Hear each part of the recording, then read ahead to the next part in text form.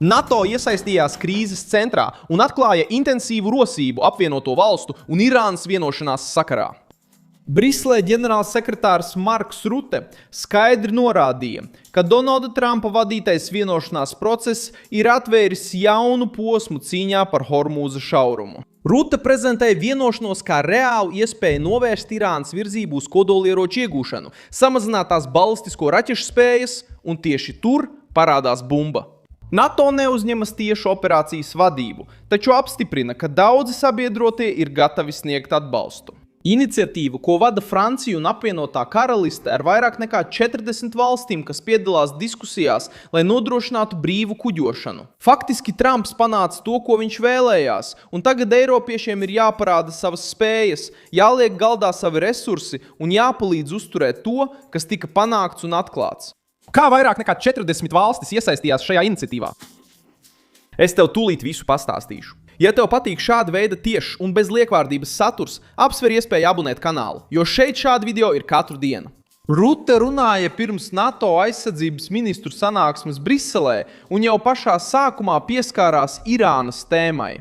Viņš apgalvoja, ka Trumpa noslēgtais līgums ar Teherānu uzlabo visu drošību, jo rada iespēju nepieļaut, ka Irāna iegūst kodolieročus. Un viņš atzīst, ka Baltajam namam izdevās virzīt stingras pārunas. Pati NATO saista šo vienošanos ar nepieciešamību samazināt Irānas balistisko raķešu spējas, kas vienmēr ir bijis spriedzes centrā attiecībās ar Teherānu.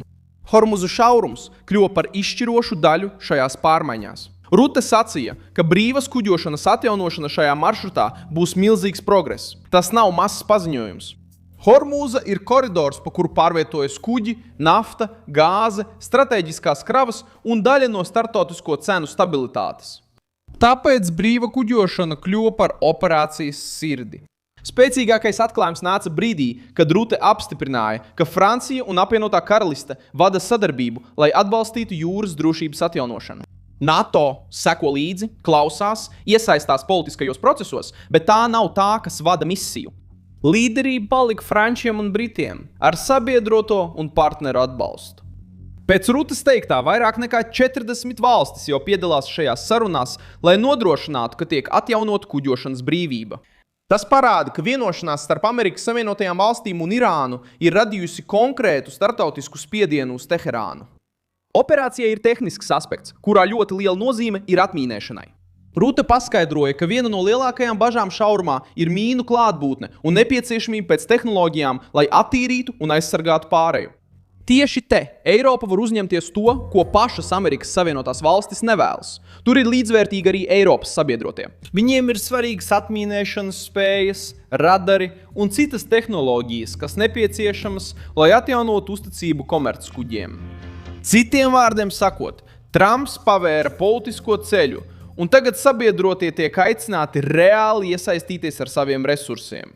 Francija un apvienotā karaliste jau bija gatavojušās šai frontei.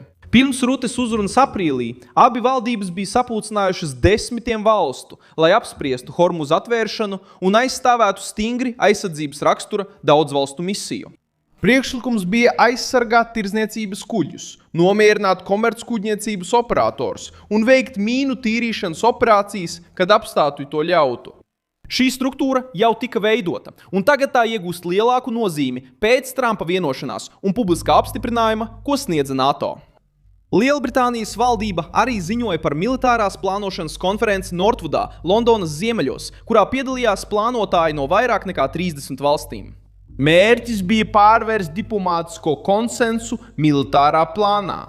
Tas ietver komandu, kontroli, spēju nodrošināšanu, spēku nosūtīšanu un koordināciju ar partneriem.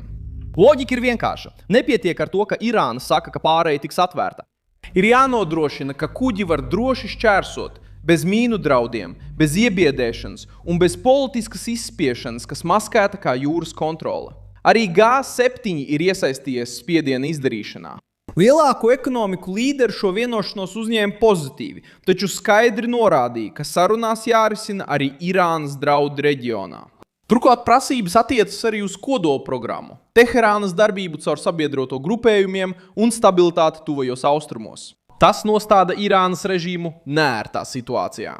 Tas cenšas demonstrēt pretestību, taču redz, ka galvenās rietumu valstis turpina saskaņoties ar galveno nostāju. Trumps pastiprināja šo vēstījumu, sakot G7 noslēgumā, ka jūras satiksme Hormūzā jau ir pieaugusi kopš pamiera izziņošanas. Viņš arī izteica skaidru draudu. Ja Irāna pārkāps vienošanos, Amerikas Savienotās valstis varētu atsākt militāru rīcību. Šī runa parāda trumpismu sarunu loģiku. Tā nav akla uzticēšanās Teherānai. Tas ir līgums ar spiedienu, atvērtība ar uzraudzību, pamiers ar brīdinājumu. Irāna saņem iespēju izkļūt no stūra, taču nesaņem brīvu atļauju atgriezties pie vecās spēles. Reuters ziņoja, ka memorands ietver pilnīgu jūras satiksmes atjaunošanu Hormuza šaurumā, amerikāņu noteiktā Irānas ostu blokādes apturēšanu, startautisko sankciju atcelšanu noteiktos apstākļos. Taču ir būtisks punkts. Sarunām vēl jānonāk līdz saistošam līgumam, un puses var atkāpties, kamēr tas nav noslēgts.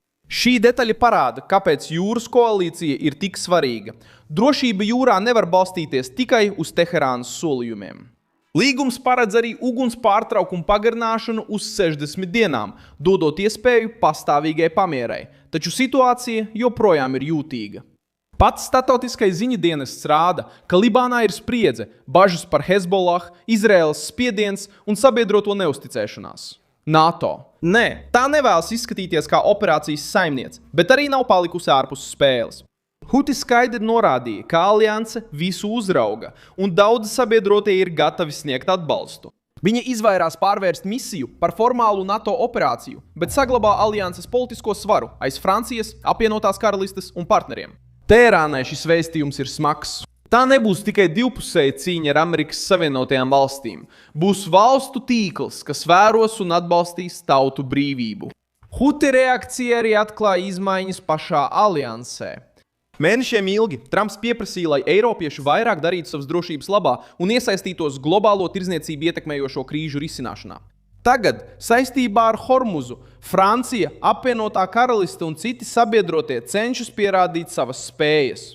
Eiropa piedāvā atmīnēšanu, radarus, jūras tehnoloģijas un plānošanu. Baltais nams izdara stratēģisko spiedienu. NATO nodrošina atbalstu, lai rezultāts būtu diplomātiska un operacionāla blokāde Irānas režīma mēģinājumiem izmantot šaurumu kā ieroci.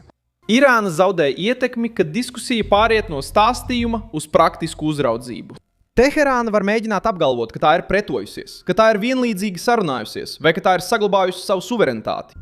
Taču realitāte ir tāda, ka pēc ASV spiediena režīms ir nonācis G7 NATO, Francijas, apvienotās karalistes un plašas koalīcijas, kas ieinteresēta kuģu kustības nodrošināšanā ielenkumā. Hormuzas šaurums vairs nav tikai Irānas ekskluzīva kārts, bet tiek uzskatīts par starptautisku jūras ceļu, kam jādarbojas bez draudiem, bez politiskas nodevas un bez militāras šantāžas. Huti izteikumi pastiprina uzskatu, ka ASV un Irānas vienošanās ir kļuvusi par pārbaudījumu visiem rietumiem. NATO atklāja, ka sabiedrotie jau rīkojas, lai nodrošinātu brīvu kuģošanu. Eiropa piedāvā tehniskās iespējas, G7 sniedz atbalstu, un Hormuza šaurums kļūst par punktu, kur tiks vērtēts Irānas solījums. Praksē tieši šī ir daļa, kas Irānas režīmam ir vissmagākā. Es esmu Milsons Alves, starptautisko attiecību speciālists, un mans mērķis ir jūs katru dienu labi un patiesi informēt. Ziņu saites ir norādīts video aprakstā. Nospiediet patīk šim video, abonējiet kanālu un beigās apskatiet komentārus, lai jūs vēl vairāk iesaistītos kopienā. Vilsons Alves.